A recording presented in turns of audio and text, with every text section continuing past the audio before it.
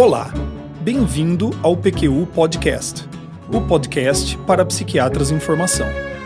Nosso objetivo continua o mesmo: divulgar dados, informações e comentários que possam de alguma maneira contribuir na sua formação e auxiliar na sua prática clínica. Aqui é evidência com opinião. Eu sou Vinícius Guapo e é uma satisfação tê-lo como ouvinte. Paciente com episódio depressivo inicia tratamento medicamentoso e depois de algum tempo faz episódio maníaco ou hipomaníaco. E aí, bipolar? Seguindo os critérios do DSM-4, provavelmente não. No texto do manual ficava claro que um episódio maníaco na vigência ou precedido do uso de qualquer substância com potencial euforizante deveria ser classificado como secundário. Mas o DSM-4 já é passado. O DSM-5 foi publicado em 2013. E o que ele diz a esse respeito? Serei literal.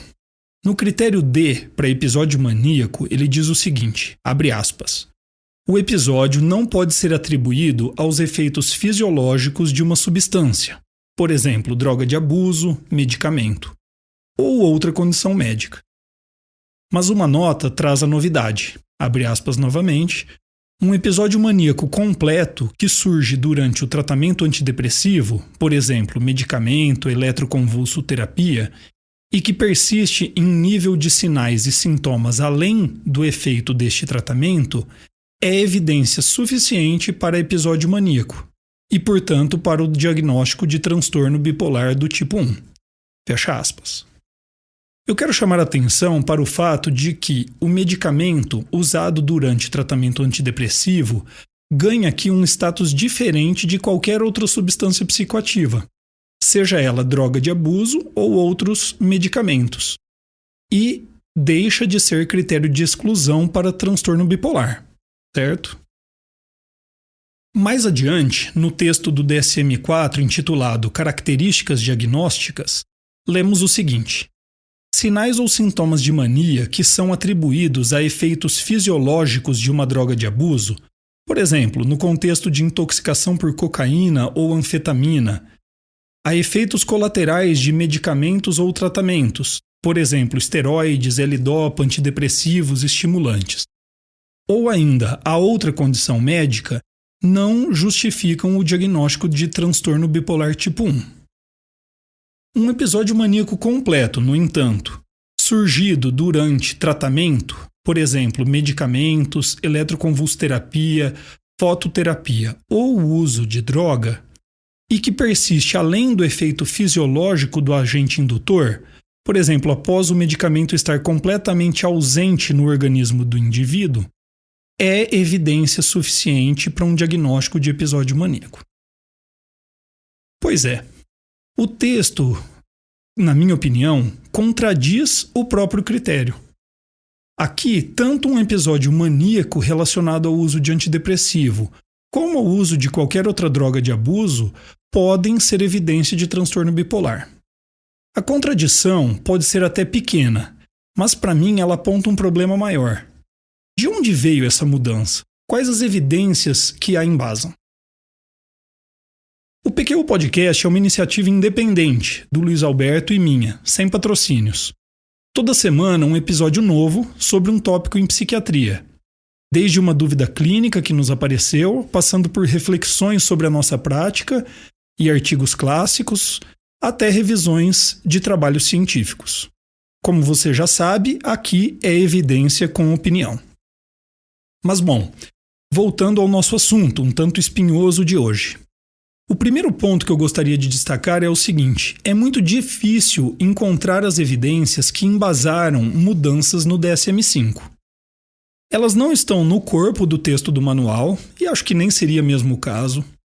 Elas não estão em algum apêndice e não estão nem mesmo organizadas em uma publicação à parte. Do levantamento que fiz, quando muito, há um artigo de um ou mais pesquisadores da Força Tarefa do DSM-5, comentando sobre as mudanças.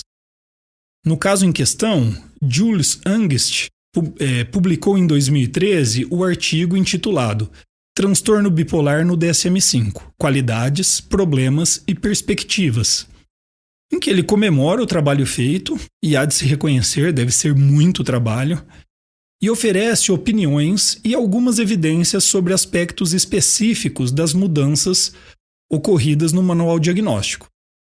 Ele defende, por exemplo, que a diminuição da importância dada ao uso de antidepressivo como critério de exclusão para transtorno bipolar seja a, abre aspas, mais relevante e amplamente justificada mudança em todo o DSM-5, fecha aspas.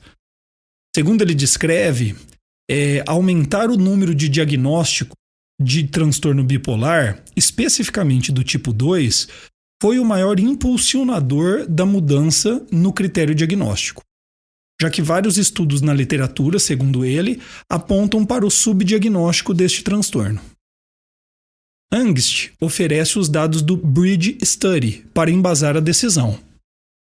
Esse é um grande estudo conduzido por ele mesmo e publicado em diversos artigos na literatura.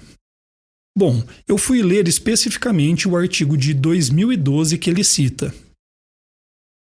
Neste artigo, em amostra de pacientes de mais de 5.000 sujeitos inicialmente diagnosticados com depressão unipolar, 1.553, ou 32% desses sujeitos, não haviam sido diagnosticados como transtorno bipolar por causa do critério de exclusão do DSM-4, o uso de antidepressivo ou outras drogas antecedendo o episódio maníaco ou hipomaníaco. A comparação dos dados clínicos dos pacientes com depressão unipolar sem história de virada de humor induzida versus os pacientes unipolares com história de virada maníaca induzida mostrou diferenças em muitos marcadores clínicos. Por exemplo, história familiar de transtorno bipolar, evolução da doença, resistência ao tratamento, tentativas de suicídio, instabilidade afetiva, psicose, entre outros. Essas diferenças são, segundo os autores, evidência de que se trata de transtornos diferentes. Ok, temos aqui um estudo com amostra de bom tamanho que fez avaliação retrospectiva da história dos pacientes, com resultados que indiretamente, ou seja, por marcadores clínicos, diferenciam o tipo de episódio depressivo que mais comumente cursa com virada maníaca induzida de outro tipo, onde habitualmente isso não ocorre. Ok, você está se coçando aí? Porque eu estou. Uma mudança dessa magnitude e sem muitas explicações disponíveis. E as poucas explicações e argumentações disponíveis, vamos lá, não convencem. O fato de alguns estudos mostrarem uma tendência a subdiagnosticar transtornos bipolares não pode ser um cheque em branco para promover medidas que aumentem a ocorrência de tal diagnóstico. E o motivo é óbvio. Você pode aumentar o diagnóstico de transtorno bipolar às custas de falsos positivos, de pessoas que não têm transtorno bipolar. Pois bem, continuando com a argumentação do Julius Angst, ele aponta o Bridge Study. Mas o artigo especificamente citado por ele apenas consegue demonstrar diferenças clínicas entre quadros depressivos com maior frequência de viradas maníacas induzidas daqueles que não têm essa frequência de viradas maníacas induzidas. Muito pouco, não é não? Mas vamos lá. Na literatura, existem outros estudos que fazem algo parecido e poderiam dar força a essa argumentação do Angst. Às vezes com amostras bastante significativas, com coleta de dados sempre retrospectiva e essa associação indireta entre virada maníaca induzida e o que chamam de bipolaridade. Desde a Kiskell em 1983 até Dunlo em 2011. Há inclusive uma revisão com meta-análise de Bond em 2008. E seus achados sugerem que a ocorrência de episódios maníacos durante o uso de antidepressivo é mais comum em transtorno bipolar do que em depressões unipolares. Também que a resistência ao tratamento em um paciente com depressão unipolar é um marcador de risco para virada maníaca, ou ainda que depressões unipolares que cursaram com virada por antidepressivos são clinicamente mais parecidas com depressões bipolares do que com depressões unipolares que nunca cursaram com viradas induzidas. Sim, eu reconheço que estes são resultados que reforçam a hipótese que aproxima o episódio maníaco induzido do transtorno bipolar. Mas qual seria aí o estudo ideal para embasar esta mudança no manual diagnóstico?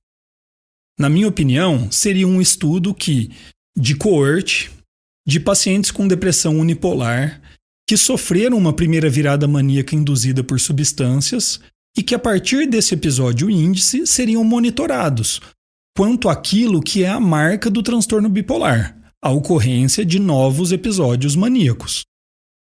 Além disso, essa coorte precisaria ser comparada a uma segunda coorte de pacientes depressivos que sofreram um primeiro episódio maníaco não induzido por substâncias. Pois é, mas aí é pedir demais, não é não? Não, não é. Esse estudo existe. Publicado no Bipolar Disorders, em 2012, por Jess Fedorovskis e colaboradores, e intitulado Curso do Transtorno após observação prospectiva de mania ou hipomania em indivíduos inicialmente com depressão unipolar. Em minha opinião, essa é a evidência que mais importa nessa história toda. Vamos a ela. 550 pacientes deram entrada no estudo, com o diagnóstico de depressão maior. Destes, 108 desenvolveram o primeiro episódio de mania ou hipomania durante o segmento, de 17 anos e meio, em média. Um esclarecimento aqui. Enquanto eu estiver falando deste estudo, usarei o termo mania para me referir a episódios de mania ou hipomania. Isso para facilitar o entendimento. Mas seguindo adiante, esses 108 pacientes foram objeto de novo segmento, após o episódio maníaco índice, de pouco mais de 13 anos em média esse segmento. Um detalhe, na amostra inicial de 108 pacientes, 12 tinham sofrido um episódio índice associado a antidepressivo. Os 96 restantes sofreram episódios espontâneos. A hipótese dos pesquisadores era de que indivíduos com mania associada ao tratamento antidepressivo teriam um risco parecido de episódios subsequentes de mania quando comparados a indivíduos com mania espontânea. Os resultados do estudo mostram que 56% da amostra, 60 indivíduos, voltaram a apresentar ao menos um episódio maníaco durante o segmento, enquanto 44%, ou 48 indivíduos, não. E agora vem o ponto importante, presta atenção.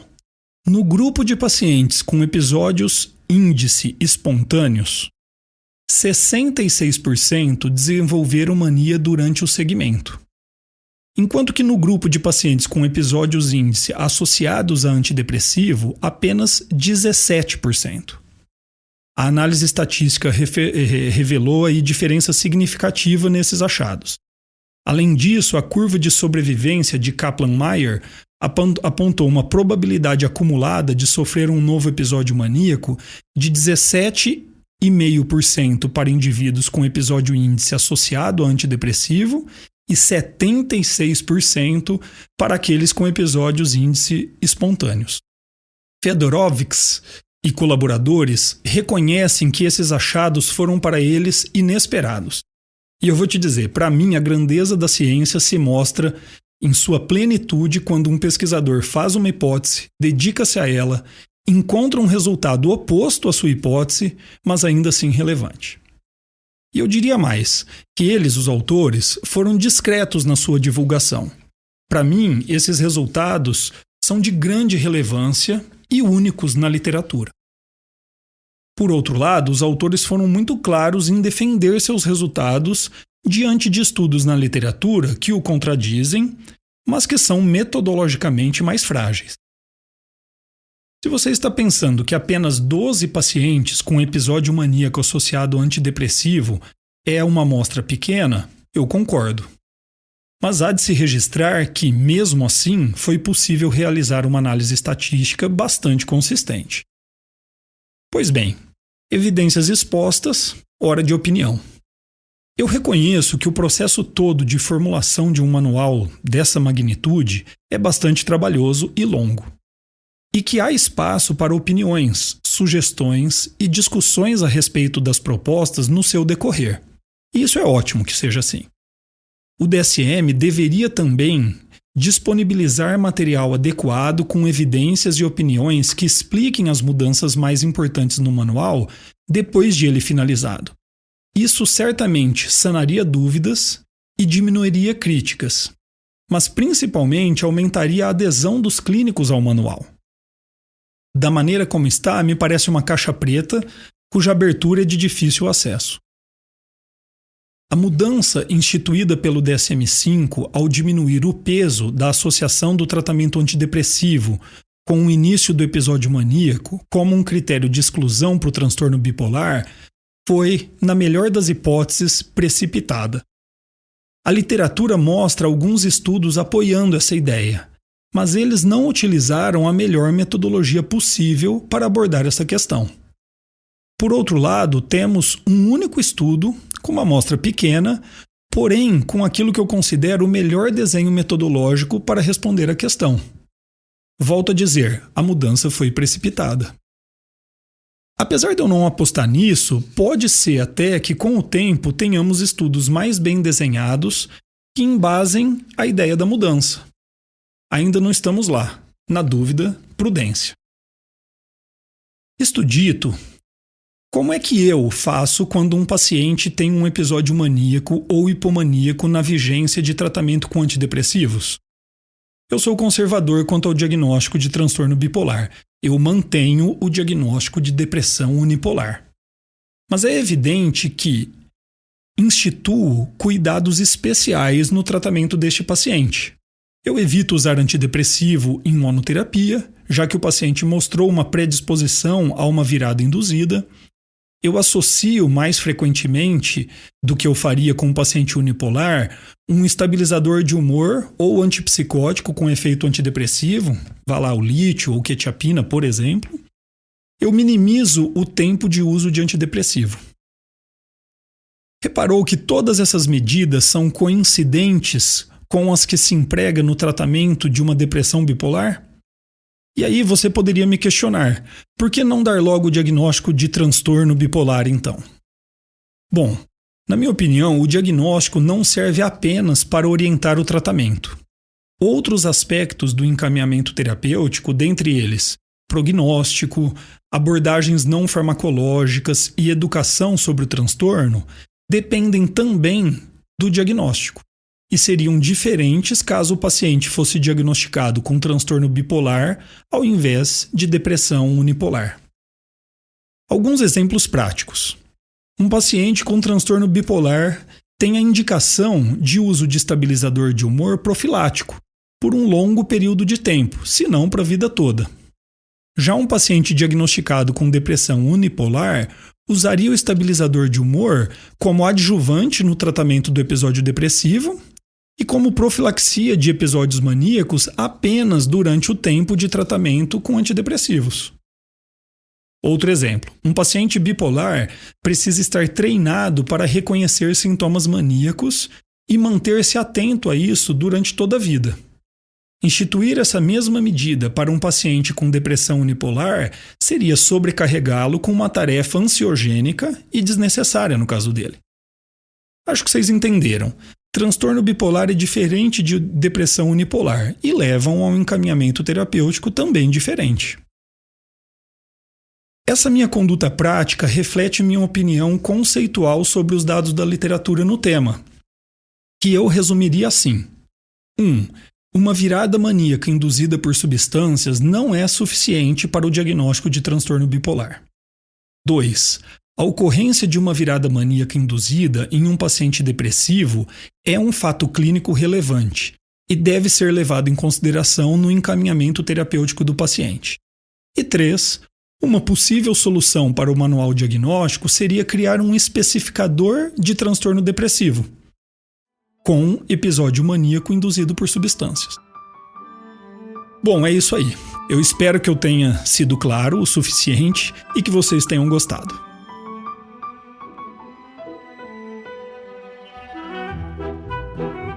Opiniões, dúvidas, questionamentos? Participe do nosso grupo no Facebook. Lá há espaço para discussões conosco e com outros ouvintes.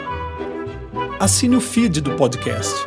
Se você está no iTunes ou em qualquer plataforma de podcasts, basta clicar em assinar e receberá automaticamente nossos novos episódios em seu aplicativo.